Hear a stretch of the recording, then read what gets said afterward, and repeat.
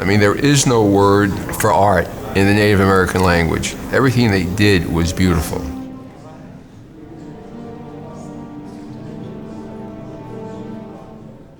I wanted to do an exhibition that was kind of authentic to the collection that they had put together, but also authentic to them. So we privileged beauty in the kind of the selection of the objects and the way that we wanted to present them. We thought it was the first American art. This is something that we should become more involved with. So we got more and more exposed, did a lot of reading on it.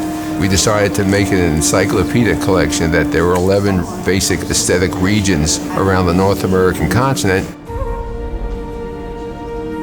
This collection is exceptional for the aesthetic quality of the objects that are included in it. They believed in beauty, and they took nature, they took roots and wood and skins, and they converted it into art. So much of the Native American artistic pieces were made for use, but they were beautiful. The detail that these people were willing and eager to add. And these were not pieces necessarily meant to be shown. These were things that were very important. So much time, so much focus is put into each piece. These people were masters and craftsmen. To them, it wasn't art at all. It was an expression, dreams and desires and histories and the culture went in there. Without the museums and the curators and the collectors and the ethnographers that went out and collected these things, a lot of these things just wouldn't exist today.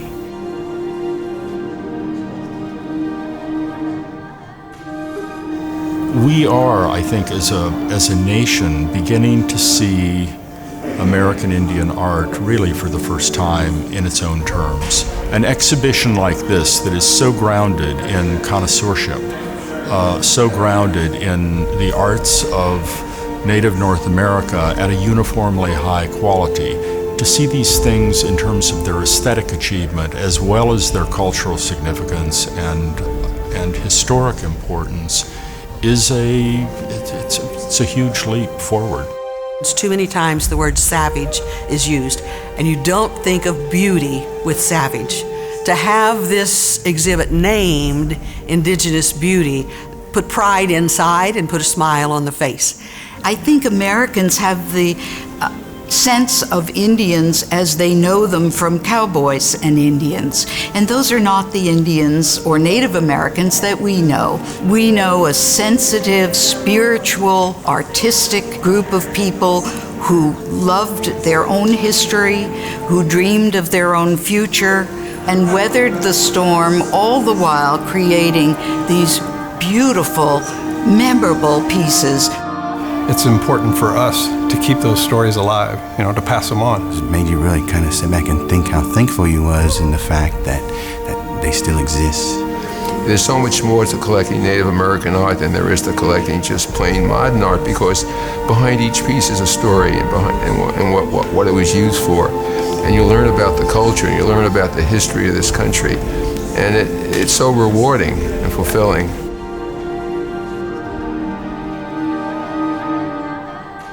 Well, I think one of the things that so distinguishes the Diker Collection is its enormous diversity. It represents artistic traditions from across the continent. The diversity of the collections got to reflect the diversity of culture, the diversity of languages, the diversity of different cultural institutions that are kind of encompassed in this concept of American Indian.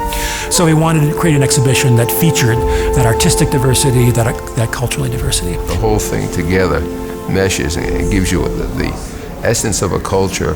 I am thrilled and have never been so visually and conceptually delighted by any presentation of our collection.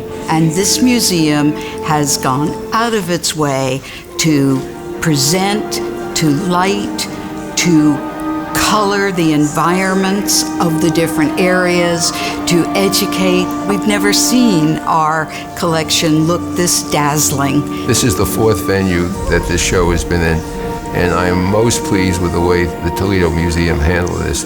I think the Toledo Museum is a jewel of a museum, and the ability to take this collection and exhibit it the way you did was remarkable. And it's the best I've seen, and I congratulate the museum for what they did.